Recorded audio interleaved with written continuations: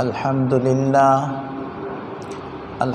لله نحمده ونستعينه ونستغفره ونعوذ بالله من شرور أنفسنا ومن سيئات أعمالنا من يهده الله فلا مضل له ومن يضلل فلا هادي له ونشهد أن لا إله إلا الله وحده لا شريك له ونشهد أن سيدنا ومولانا محمدا عبده ورسوله أما بعد فأعوذ بالله من الشيطان الرجيم بسم الله الرحمن الرحيم يا أيها الذين آمنوا كتب عليكم الصيام كما كتب على الذين من قبلكم لعلكم تتقون صدق الله العظيم وصدق رسوله النبي الكريم ونحن على ذلك لمن الشاهدين والشاكرين والحمد لله رب العالمين اللهم صل على سيدنا ومولانا محمد وعلى آل سيدنا ومولانا محمد وبارك وسلم۔ محترم سامعین گرامی، اللہ کریم ارشاد فرماتے ہیں یا ایھا الذین آمنوا، اے ایمان والو، کتب علیکم الصیام، تم پر روزوں کو فرض کیا گیا، کما کتب علی الذین من قبلکم، جیسے کہ تم سے پہلوں پر فرض کیا گیا، لعلکم تتقون، شاید تم روزوں کی برکت سے متقی بن جاؤ۔ اس آیت مبارکہ میں دو وجہ سے اللہ تعالیٰ نے یہ بات ارشاد فرمائی کہ تم سے پہلوں پر بھی روزہ فرض کیا گیا۔ ایک تو روزے کی اہمیت کو بیان کرنے کے لیے کہ روزے والا حکم اس قدر اہم اور اس قدر شان و شوقت والا ہے کہ صرف یہی امت نہیں بلکہ حضرت آدم علیہ السلام سے لے کر جناب رسول اللہ صلی اللہ علیہ وسلم تک جتنی امتیں، جتنی قومیں، جتنے زمانے وہ آئے ہیں، تمام امتوں پر روزے کا حکم وہ موجود رہا ہے اور ہر قوم روزہ رکھتی رہی ہے۔ وہ الگ بات ہے کہ روزوں کی تعداد اور کیفیات میں ہر امت کے مطابق کوئی نہ کوئی فرق ضرور تھا، ضروری نہیں کہ یہی شرائط بقیہ امتوں کے لیے بھی ہو جو ہمارے لیے ہیں، لیکن روزے کا مفہوم ہر امت کی تعلیمات کے اندر موجود رہا۔ دوسری ایک بڑی وجہ یہ تھی کہ یہ امت، اس کی دلجوئی مقصود تھی کہ اس امت کے لوگ یہ نہ سمجھیں کہ یہ حکم ہم پر ہی فرض کیا گیا، ہم پر ہی لاگو کیا گیا، بلکہ ارشاد فرمایا کہ یہ صرف تم ہی اس حکم کے ساتھ خاص نہیں بلکہ تم سے پہلے ہر امت کو یہ حکم ملتا رہا، اس لیے کہ جب کوئی مشقت، جب کوئی ابتلا عام ہو جاتی ہے تو وہ ہلکی ہو جاتی ہے۔ دیکھیں، سبھی روزے سے ہیں تو روزہ رکھنا آسان، لیکن اگر رمضان گزر جائے، کسی وجہ سے روزے قضا ہو جائیں تو ان کو رکھنا پھر مشکل ہو جاتا ہے۔ گھر میں صبح ناشتہ ہو رہا ہے، دوپہر کو کھانا کھایا جا رہا ہے، شام کو کھانا کھایا جا رہا ہے، کبھی چائے پی جا رہی ہے، کبھی کچھ ہو رہا ہے، چھوٹے بڑے سبھی کھا پی رہے ہوں تو روزہ رکھنا مشکل ہو جاتا ہے۔ کم سے کم بالغ جن پر روزہ فرض ہے وہ تو سب روزے سے نظر آئیں تو روزہ رکھنا آسان ہو جاتا ہے۔ تو بالکل اسی طرح اس امت کی دلجوئی مقصود تھی کہ صرف تم پر روزے کو فرض نہیں کیا گیا تم سے پہلے ساری امتیں ہی روزے رکھتے چلی آئیں۔ اور کیا اس کی حکمت بیان فرمائی، ارشاد فرمایا لعلکم تتقون، روزے کا حکم اس لیے دیا گیا شاید تم میں تقوی پیدا ہو جائے۔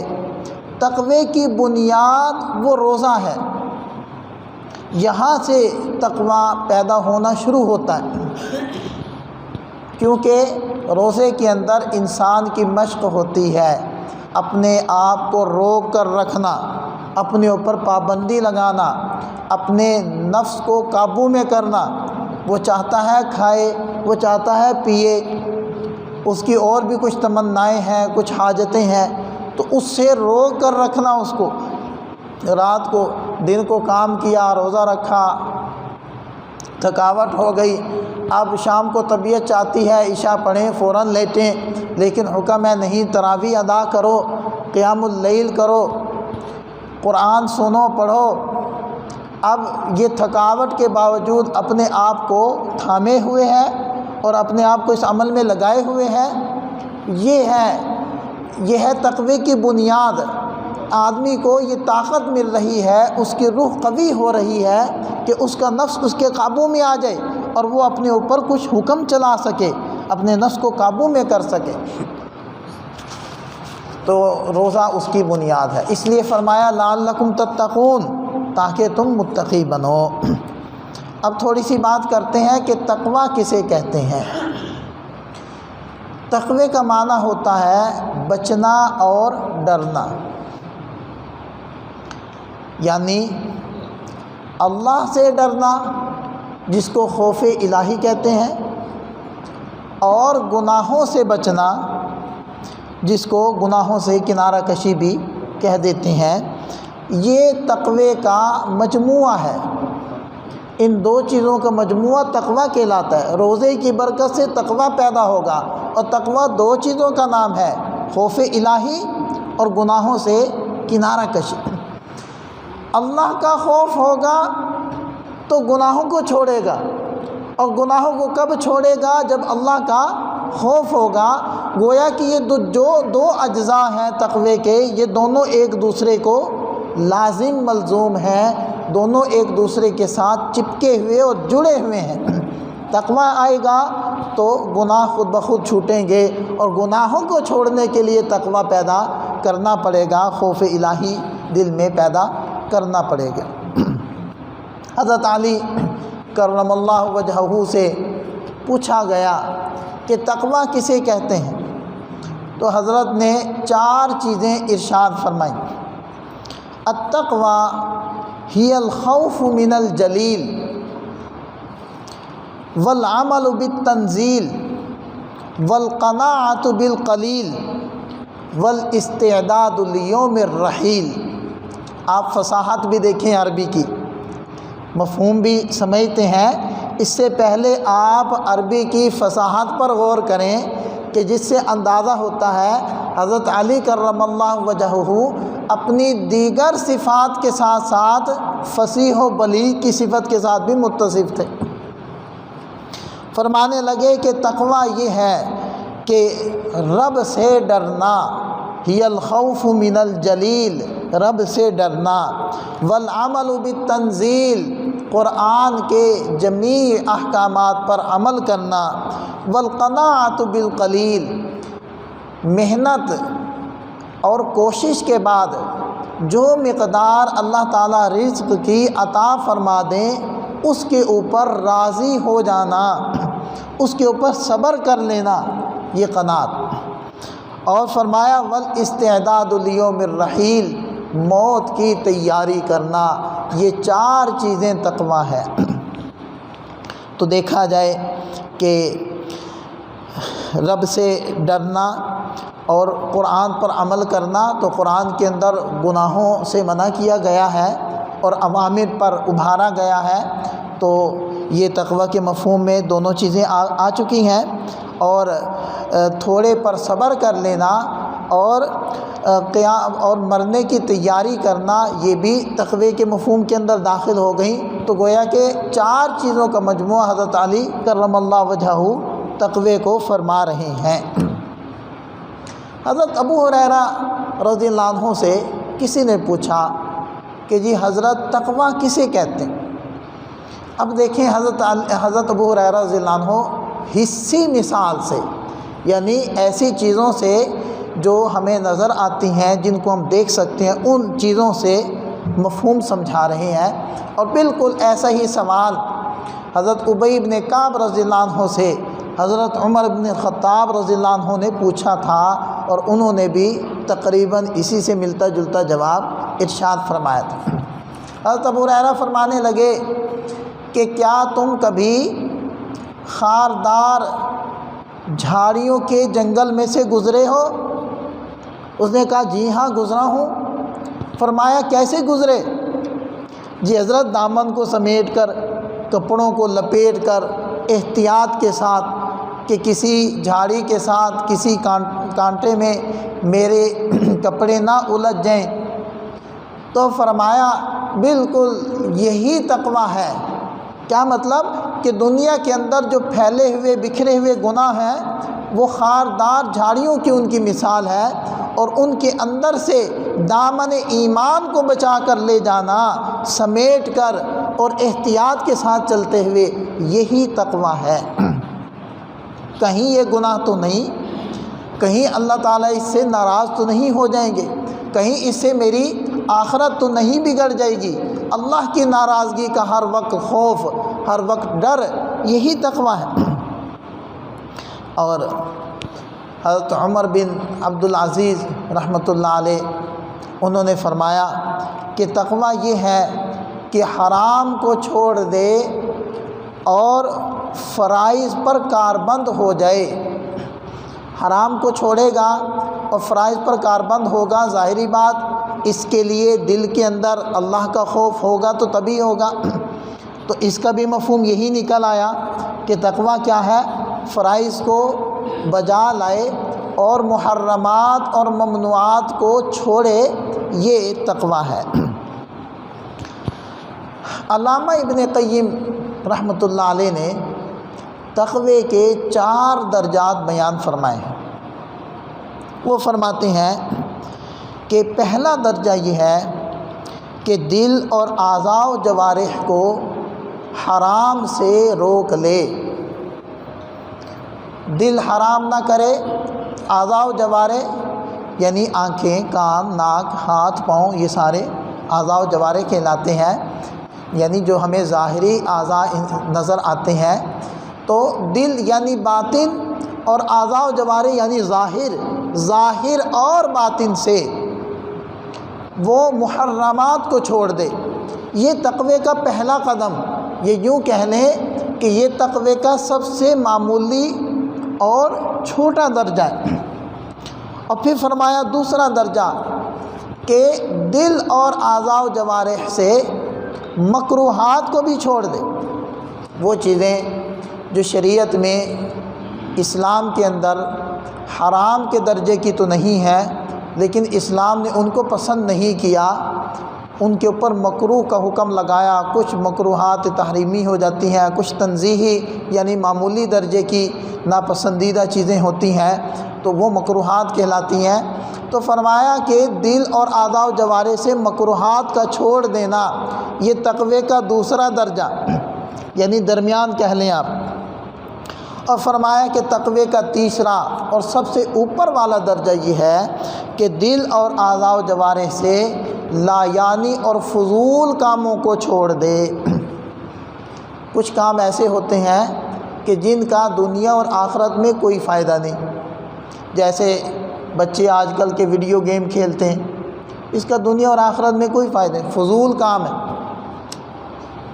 یا فضول میں کچھ ویڈیوز دیکھ رہے ہیں بیکار میں، بس بیٹھے ہیں ہنس رہے ہیں اور دیکھ رہے ہیں، دانت نکال رہے ہیں، یہ بیکار میں وقت ضائع کر رہے ہیں۔ لایعنی کام جس کا دنیا میں کوئی فائدہ نہیں، آخرت میں کوئی فائدہ نہیں۔ لایعنی کھیل، کوئی لوگ وہ اب موبائل پر ہی لوڈو کھیل رہے ہوتے ہیں اور خود ہی کھیل رہے ہوتے ہیں، دوسرا کھیلنے والا شاید وہ کمپیوٹر ہوتا ہے، یا جنہوں نے اس گیم کو ڈیزائن کیا ہے انہوں نے کوئی ایسا سسٹم لگایا ہے، وہ مقابلے میں کھیل رہے ہوتے ہیں۔ تو اکیلا کھیل رہا ہے، خوش ہو رہا ہے، میں کامیاب ہو گیا، میں جیت گیا، بھئی کون سی آپ کو ڈگری مل گئی ہے، یا کون سا منصب عہدہ مل گیا، یا کون سا انعام مل گیا ہے جو تم نے کیا کمال کر لی؟ اس کی بجائے تم کوئی تحریر پڑھ لیتے، کوئی دینی کتاب پڑھ لیتے، کوئی تاریخ پڑھ لیتے، کوئی اللہ کا ذکر کر لیتے، قرآن پڑھ لیتے۔ سب سے اہم چیز جو ہے، حضرت جو امام احمد بن حنبل رحمۃ اللہ علیہ، جن کو لگ بھگ 100 بار اللہ تعالیٰ کی زیارت ہوئی، وہ تو اللہ ہی جانے، وہ جانے کس نوعیت میں، کس کیفیت میں زیارت ہوئی۔ بہرحال انہوں نے اللہ تعالیٰ سے پوچھا، اے اللہ ایسا عمل بتلا دیجئے جو سب سے زیادہ آپ کے قرب کا ذریعہ ہو۔ اللہ تعالیٰ نے ارشاد فرمایا، احمد قرآن کریم کی تلاوت۔ پوچھنے لگے، اے اللہ سمجھ کر یا بلا سمجھے؟ فرمایا سمجھ کر کرو یا بلا سمجھے کرو، قرآن کی تلاوت تمہیں میرے قریب کرے گی۔ تو یہ اتنا بڑا عمل چھوڑ کر آج کل بچے، نوجوان، وہ فضول ویڈیوز دیکھ رہے ہیں، گیمیں کھیل رہے ہیں۔ یہ اس سے تو روزے سے تقویٰ نہیں پیدا ہوگا، اس سے ہمیں تقویٰ نہیں ملے گا، ہمارا روزہ ہمارے اندر تقوی کی بنیاد نہیں بنے گا۔ تو یہ 3 درجات علامہ ابن قیم رحمۃ اللہ علیہ نے ذکر فرمائے۔ اور حضرت ابو درداء رضی اللہ عنہ کی روایت ہے، نبی پاک صلی اللہ علیہ وسلم نے ارشاد فرمایا، کمال تقویٰ یہ ہے کہ انسان ذرہ برابر گناہ سے بھی بچے، اور بعض ایسے جائز کاموں کو بھی چھوڑ دے جو ناجائز کاموں کا ذریعہ بن سکتے ہیں اور ان کے اندر داخل ہونے کا سبب بن سکتے ہیں۔ آپ اس کو ایک مثال سے سمجھیں کہ ایک کھیتی سرسبز و شاداب وہ لہلہا رہی ہے، اور کوئی صاحب اپنے چوپاؤں کو لے کر ان کے پاس سے گزر رہا ہے، اور اس کو سختی سے منع کیا گیا ہے کہ تمہارا کوئی جانور کھیتی میں منہ نہ مارے۔ اگر تمہارے کسی جانور نے کھیتی میں منہ مارا تو وہ جانور بدلے کے اندر ہم لوگ تم سے چھین لیں گے اور تمہیں واپس نہیں دیں گے۔ اب مجھے یہ بتلاؤ کہ کیا وہ شخص اپنے جانوروں کو اس کھیت کے کنارے کنارے پر لے کر چلے گا یا کنارے سے دور ہٹا کر چلے گا؟ یقیناً وہ کنارے پر نہیں لے کر چلے گا، کنارے سے دور ہٹائے گا، اس لیے کہ اس کو خطرہ ہے کہ جانور ہے، کہیں ایسا نہ ہو کہ چلتے چلتے منہ مار لے، اور جس کی وجہ سے یہ جانور مجھے دینا پڑے۔ وہ کنارے سے دور ہٹائے گا، جس کو ہم کہتے ہیں بننا، کھیت کا بننا ہوتا ہے، وہ بننے پر نہیں چلنے دے گا، وہ بننے سے دور ہٹا کر چلائے گا۔ تو یہ ہوتا ہے تقویٰ، کہ جب آدمی کسی گناہ سے بچنا چاہتا ہے تو اس گناہ کے اسباب، اس گناہ کے دواعی، اس گناہ کے قریب کرنے والے جو اعمال ہوتے ہیں ان سب سے دور بچتا ہے، دور بھاگتا ہے، ان کو بھی چھوڑتا ہے، اگرچہ فی نفسہ ہی وہ کام کرنے جائز ہوتے ہیں وہ ان کو بھی چھوڑ دیتا ہے کہ کہیں ان کی وجہ سے میں گناہ میں نہ چلا جاؤں۔ تو یہ ہوتا ہے تقویٰ، کہ بسا اوقات آدمی کو کوئی جائز کام بھی چھوڑنے پڑتے ہیں کہ کہیں میں حرام میں مبتلا نہ ہو جاؤں۔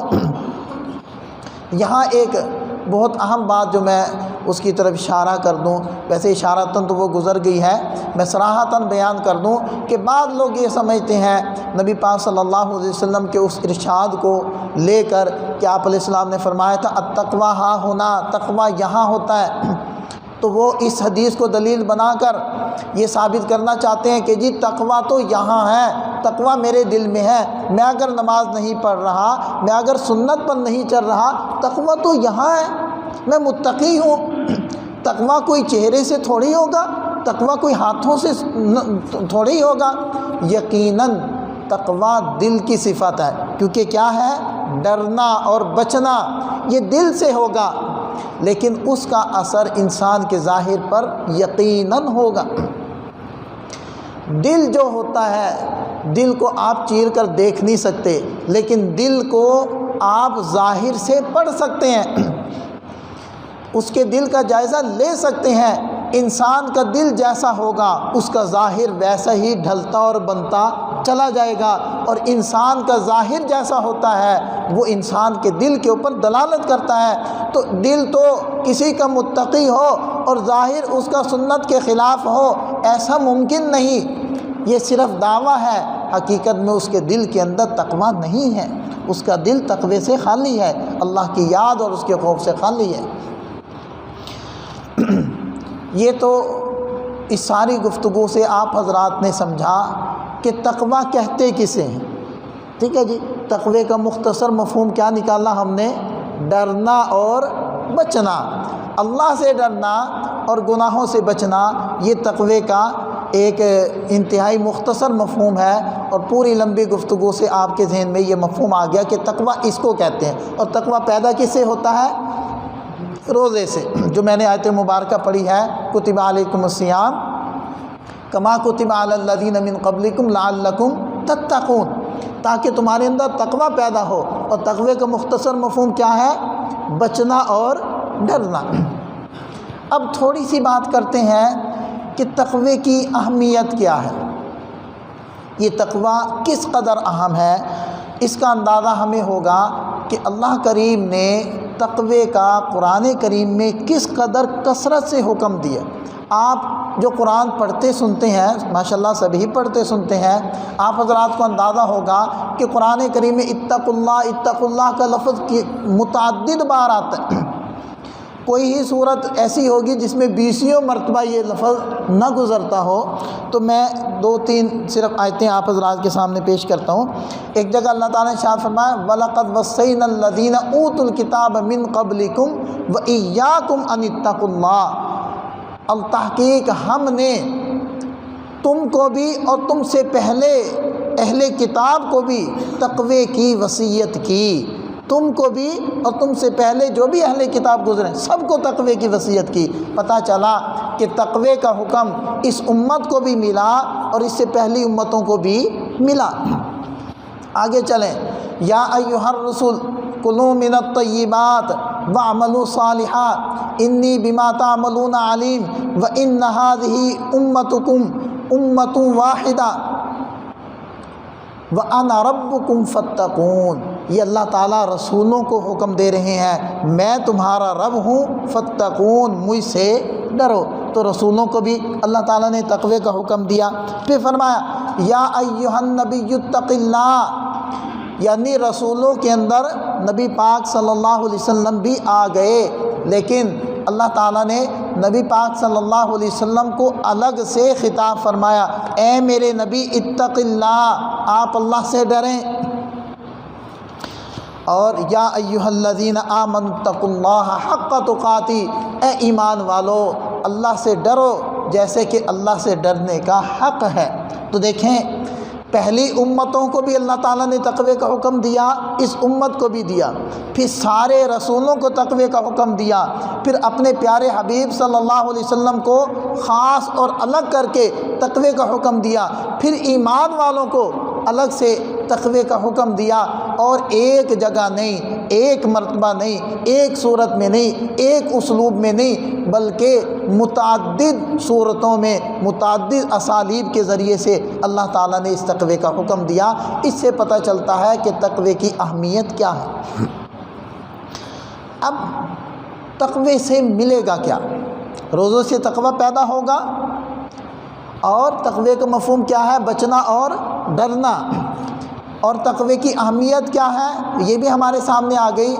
اب ہم بات کرنے لگے ہیں کہ تقوی پیدا کرنے سے ملے گا کیا، کیا اس سے حاصل ہوگا؟ تو 1-2 آیات آپ دیکھ لیں۔ واللہ ولی المتقین، اللہ متقیوں کا دوست ہے۔ جس کا دوست اللہ ہو اس کو اور کسی کی دوستی کی ضرورت ہے؟ اس کو امریکہ کو خوش کرنے کی ضرورت ہے؟ اس کو انڈیا یا اسرائیل کو خوش کرنے کی ضرورت ہے؟ یا ان میں سے کسی بھی پاور کی دوستی لینا یا ان کو اپنا ہم نوا بنانے کی ضرورت ہے؟ جب اللہ متقیوں کا دوست بن جائے، اب اس کو کسی کی دوستی کی کیا ضرورت؟ کہتے ہیں نا کہ ملا کی دوڑ مسجد تک، مولوی مسجد تک، اور بھائی جب تک ایمان والا مسجد کی دوڑ لگاتا تھا اللہ نے اس ایک دوڑ کی برکت سے ساری دوڑیں ختم کر دی تھی۔ جب سے یہ مسجد کی دوڑ چھوٹی ہے، دوڑیں ہی دوڑیں لگ رہی ہیں، دوڑیں ہی دوڑیں لگ رہی ہیں، کوئی دوڑ بھی نتیجہ خیز نہیں ہوتی، کسی سے ہمیں رزلٹ اور نتیجہ نہیں مل رہا۔ اب ہمیں واپس لوٹ کر وہی ملا کی دوڑ مسجد تک لگانی ہوگی، وہی اپنے رب سے حقیقی تعلق پیدا کرنا ہوگا۔ یقین جانیں اللہ تعالیٰ ساری دوڑیں ختم کروا دے گا۔ تو ایک تو یہ فائدہ ہوگا۔ اگلا فائدہ وَمَن يَتَّقِ اللَّهَ يَجْعَل لَّهُ مَخْرَجًا، جو تقوی اختیار کرے گا اللہ کریم ہر رکاوٹ میں، ہر تنگی میں سے راستہ نکال دے گا۔ کیسے؟ اس کی بہترین مثال حضرت یوسف علیہ السلام کا قصہ ہے کہ 7 کمروں میں، 7 دروازوں میں، 7 تالوں کے اندر بند تھی تنگی، بند ہو گئے، پھنس گئے۔ اب گناہ سامنے آیا، یہ تھا تقوی، اللہ کا خوف اور گناہ سے بچنا، 2 چیزوں کا مجموعہ تقوی، یہ تھا تقوی نبی کے اندر۔ انہوں نے کہا نہیں، میں نہیں کروں گا۔ جب متقی بنے پھر دروازے کی طرف دوڑے، اس تالے کو کس نے توڑا؟ اس دروازے کو کس نے کھولا؟ یہ ہے وَمَن يَتَّقِ اللَّهَ يَجْعَل لَّهُ مَخْرَجًا۔ اے ایمان والو، تم بظاہر سمجھو گے میں حالات میں گھر گیا، میں تنگیوں کے اندر پھنس گیا، تم تقوی پر آ جاؤ، اللہ اسی طرح تمہارے سامنے سے حالات کے بندوں کو اور مشکلات کے تالوں کو توڑے گا، جیسے اس اللہ نے حضرت یوسف علیہ السلام کے لیے تالوں کو توڑا تھا۔ تالے ٹوٹ ٹوٹ کے زمین پہ گرے، دروازے کھلتے چلے گئے، اور حضرت یوسف علیہ السلام 7 دروازوں سے نکل کر باہر آ گئے۔ یہ ہے یجعل لہ مخرجا۔ بظاہر آدمی بعض مربع ایسا حالات کی چکی میں آتا ہے، کچھ نظر نہیں آتا، کچھ آمدن نہیں ہے، اخراجات سر پر چڑھ گئے، رشتہ دار روٹھ گئے، گھر کے اندر بے چینی بے قراری ہے، وغیرہ وغیرہ۔ اسی طرح بعض لوگوں پر معاشی حالات آتے ہیں، بعض لوگوں پر معاشرتی حالات آ جاتے ہیں کہ سب روٹھ جاتے ہیں، اپنے بیگانے بن جاتے ہیں، اور ایسے حالات بھی پیش آ جاتے ہیں۔ مختلف حالات آتے ہیں، آتے ضرور ہیں، یہ کوئی نہ سوچے کہ جی مجھ پر نہیں آئیں گے، آئیں گے ضرور۔ شکلیں بدلیں گی اور چہرے بدلیں گے، لیکن حالات آئیں گے ضرور۔ ہر آدمی آپ کو پریشان ملے گا۔ دری دنیا کسے بے غم نہ باشد، اس دنیا میں کوئی بھی بے غم نہیں۔ اگر باشد بنی آدم نہ باشد، اگر تمہیں کوئی بے غم ملے تو پھر وہ بندے کا پتر نہیں ہے۔ بندے کا پتر ہو، بنی آدم ہو، اور پریشانیوں سے باہر ہو، ایسا نہیں ہو سکتا۔ ہر ایک اشد الناس بلان الانبیاء، سب سے زیادہ مشقتوں میں، تکالیف میں نبی، سب سے زیادہ آزمائشوں میں نبی، ثم الامثل فالامثل، جو جتنا قریب ہوگا اتنا آزمائشوں میں ہوگا، اتنا ابتلاء میں ہوگا۔ لیکن جو متقی ہوں گے ان کو حالات سے بے چینی نہیں ہوتی، ان کو ان حالات میں بھی لذت آتی ہے، اور ان کو روشنی نظر آ رہی ہوتی ہے۔ یہ ہے یجعل لہ مخرجا ویرزقہ من حیث لا یحتسب، اللہ وہاں سے رزق دے دے گا جہاں سے سوچا بھی نہیں تھا، کیونکہ ملتا نہیں ملتا ہے۔ کتنی مرتبہ آپ کی زندگی کے واقعات ہوں گے، ذرا ماضی پر نگاہ ڈالیں، سوچیں اللہ نے ایسی ایسی جگہ سے رزق دیا ہے کہ جہاں سے کبھی سوچا بھی نہیں تھا، یہاں سے مل جائے گا۔ پھر اللہ تعالیٰ فرماتے ہیں یہ تقوی کے انعامات ہیں۔ ان اکرمکم عند اللہ اتقاکم، تم میں سے سب سے زیادہ میرے نزدیک مکرم، محترم، قابل عزت وہ تقوی والا۔ ان اللہ یحب المتقین، یقیناً اللہ تقوی والوں سے محبت کرتے ہیں، جس سے اللہ محبت کریں۔ تو پھر جبریل علیہ السلام آسمانوں میں اعلان کرتے ہیں، اے آسمان کے فرشتوں، اس بندے سے اللہ محبت کرتا ہے، تم بھی محبت کرو۔ پھر جبریل علیہ السلام زمین پر اترتے ہیں، زمین پر لوگوں میں اعلان کرتے ہیں، اے لوگوں، اس بندے سے اللہ محبت کرتے ہیں، تم لوگ محبت کرو۔ حتیٰ کہ جنگل کے حیوانات، سمندر کی مچھلیاں بھی اس بندے سے محبت کرتی ہیں۔ اس کی محبت اللہ آسمان سے اتارتے ہیں۔ پہلے محبت اوپر پیدا ہوتی ہے پھر زمین پر اترتی ہے، پہلے نفرت بغض اوپر پیدا ہوتا ہے پھر زمین پر اترتا ہے۔ یہ محبتیں اور نفرتیں اوپر سے فیصلے ہوتے ہیں۔ یہ سب کس برکت سے مل رہا ہے؟ محبتیں تقوی کی برکت سے۔ والعاقبۃ للمتقین، اچھا انجام کس کا؟ متقیوں کا۔ اور آپ علیہ السلام نے ارشاد فرمایا قیامت والے دن 7 بندوں کو اللہ کے عرش کا سایہ ملے گا، ان میں سے ایک متقی بھی ہوگا۔ کیا چاہیے؟ اور دنیا بھی بن گئی، ہر مخرج سے ہر تنگی سے راستہ نکل آیا، رزق کے دروازے کھل گئے، اللہ تعالیٰ کی محبت کا اعلان ہو گیا، انسان محبت کرنے لگے، اچھے انجام کا اللہ تعالیٰ کی طرف سے فیصلہ ہو گیا، اور قیامت کے دن عرش کا سایہ مل گیا۔ اور کیا چاہیے ہمیں؟ سب کچھ تو مل گیا۔ کس بنیاد پر؟ تقوی کی بنیاد پر۔ اور تقوی کہتے کسے ہیں؟ 2 چیزوں کا مجموعہ، اللہ کا خوف، گناہوں کا چھوڑ دینا، یہ تقوی ہے۔ اچھا جی، ہم لوگوں نے تقوی کو سمجھا، تقوی کی اہمیت کو جانا، تقوی کی فضیلت کو سنا۔ اب تھوڑی سی بات کر لیتے ہیں کہ متقی بنیں گے کیسے۔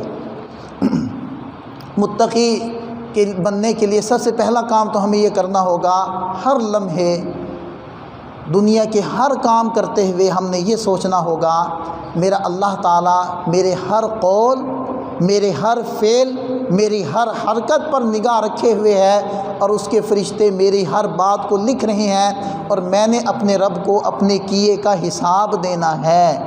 یہ ہر وقت استحضار رکھنا ہوگا، اور عملاً ہم نے اللہ تعالیٰ کے جو احکامات ہیں، اوامر ہیں، ان پر پورا اترنے کی کوشش کرنا، اور جو نواہی ہیں، جو ممنوعات ہیں، ان سے بچنا۔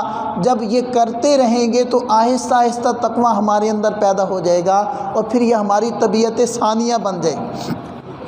اب تھوڑی سی بات میں کرنا چاہتا ہوں، وقت ہمارا مکمل ہو چکا ہے، لیکن میں اس مضمون کو مکمل کروں گا کہ چند ایک واقعات مختصر طور پر کہ متقیوں کے واقعات، تقویٰ انہوں نے کیسے اپنایا۔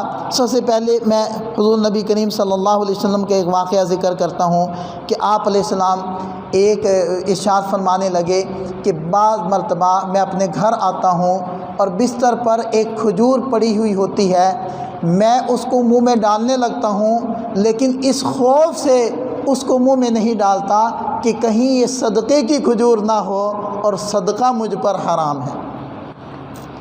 ہدیہ حلال ہے، صدقہ حرام۔ اور جو ہے ایک مرتبہ کا یہ واقعہ بھی ذکر کیا گیا کہ آپ علیہ السلام نے ایک کھجور کھا لی، اور اس فکر میں ساری رات آپ علیہ السلام بے چین رہے کہ کہیں یہ صدقے کی کھجور تو نہیں تھی۔ یہ ہے تقویٰ۔ اور ایک واقعہ آپ علیہ السلام کا یہ نقل کیا گیا کہ ایک خادمہ تھی جو باہر کھیل رہی تھی، آپ علیہ السلام نے اس کو ایک مرتبہ بلایا، دوسری مرتبہ بلایا، تیسری مرتبہ بلایا، وہ نہیں آئی۔ حضرت ام سلمہ رضی اللہ عنہ فرماتی ہیں میں اٹھ کر باہر دیکھنے لگی تو وہ خادمہ بکری کے بچے کے ساتھ کھیل رہی تھی، اور وہ بہت قریب تھی، اتنی دور نہیں تھی کہ آپ علیہ السلام کی آواز اس کو نہ پہنچ پا رہی ہو۔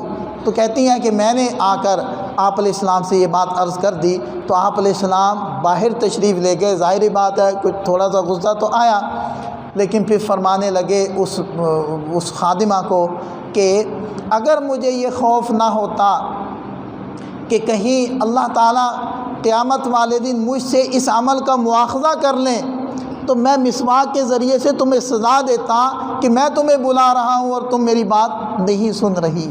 یہ ہے تقویٰ کہ چھوٹے سے چھوٹا عمل کرنے سے پہلے بھی اس چیز کا استحضار کہ اللہ اس عمل کو دیکھ رہے ہیں، اور میں نے جا کر اللہ کو بتانا ہوگا کہ میں نے یہ کام اس لیے کیا تھا، اور یہ اگر اللہ تعالیٰ نے فرما دیا کہ یہ تمہارا کام زیادہ تھا، اس کی سزا کم بنتی تھی، تو اس بات سے میں ڈرتا ہوں۔ یہ ہے تقویٰ۔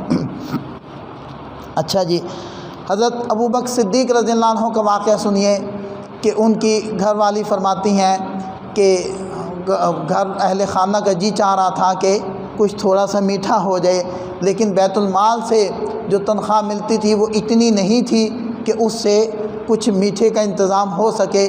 کہتی ہیں کہ میں نے بہت معمولی مقدار بچا بچا کر کچھ دن اکٹھی کی اور اس سے کچھ میٹھی چیز بنائی اور گھر والوں کو کھلائی اور کچھ حضرت ابوبکر رضی اللہ عنہ کے سامنے پیش کی، تو وہ دیکھ کر فرمانے لگے یہ کہاں سے آئی، اس کے پیسے کہاں سے آئے؟ تو اہل خانہ نے بتلایا کہ بہت معمولی مقدار جمع کی ہے۔ تو فرمانے لگے اس سے پتہ چلا کہ اتنی مقدار میرے وظیفے میں زیادہ ہے، لہٰذا وہ جو بیت المال کا خازن تھا اس کے پاس گئے اور فرمایا کہ اتنی مقدار میرے وظیفے سے کم کر دی جائے۔ یہ ہے تقویٰ۔ حضرت عمر رضی اللہ عنہ ان کے زمانے خلافت میں خوشبو آئی، غالباً مشک تھی، جس کو توڑ کر تقسیم کرنا تھا، تو اہلیہ نے کہا کہ میں توڑ کر تقسیم کر دیتی ہوں۔ حضرت عمر رضی اللہ عنہ فرمانے لگے کہ نہیں، تمہارے ہاتھوں پر لگ جائے گی۔ تو انہوں نے کہا کہ میں اس احتیاط سے توڑوں گی کہ میرے ہاتھوں پر نہ لگے۔ تو وہ فرمانے لگے کہ نہیں، تم مت یہ کام کرو، اس لیے کہ توڑتے ہوئے خوشبو تو آئے گی، اور مشک کا مقصد تو خوشبو ہی ہے، خوشبو لینا ہی ہے۔ میں نہیں چاہتا کہ دوسروں سے کچھ زیادہ حصہ میری طرف آئے، چاہے وہ خوشبو کی وجہ سے ہی کیوں نہ ہو۔ یہ تقویٰ۔ حضرت علی کرم اللہ وجہہ ملاقات کے لیے حاضر ہوئے، عرض کرنے لگے علی کوئی خلافت کے کام آئے ہیں یا اپنا ذاتی کوئی مشورہ کرنا مقصود ہے؟ حضرت علی نے کہا کہ اپنا ذاتی ایک مشورہ کرنا مقصود ہے۔ تو چراغ بند کر دیا، رجسٹر بند کر دیا، اٹھا دیا۔ حضرت علی کہنے لگے عمر، مہمان کے آنے پر چراغ جلایا جاتا ہے، بند تو نہیں کیا جاتا؟ فرمانے لگے کہ یہ چراغ بیت المال کے پیسے سے جل رہا ہے، میں نہیں چاہتا کہ ہم آپس میں ذاتی مشورے کرتے رہیں اور بیت المال کا پیسہ وہ جلتا رہے، اس وجہ سے میں نے اس کو بجھا دی۔ یہ ہے تقویٰ۔ ہم کہاں ہیں؟ یہ حضرات کہاں کھڑے تھے؟ انہی کے لیے کہا ہے کہنے والے نے، یہ غازی یہ تیرے پراسرار بندے، یہ غازی یہ تیرے پراسرار بندے، جنہیں تو نے بخشا ہے ذوق خدائی، دو نیم ان کی ٹھوکر سے دریا و صحرا، سمٹ کر پہاڑ ان کی ہیبت سے رائی، دو عالم سے کرتی ہے بے گانہ دل کو، اس کو سمجھنا تو، دو عالم سے کرتی ہے بے گانہ دل کو، عجب چیز ہے لذت آشنائی۔ اللہ تعالی ہمیں سمجھ عطا فرمائے، ہمیں متقی بنائے اور اس بڑی صفت کو حاصل کرنے کی توفیق عطا فرمائے۔ وآخر دعوانا الحمدللہ۔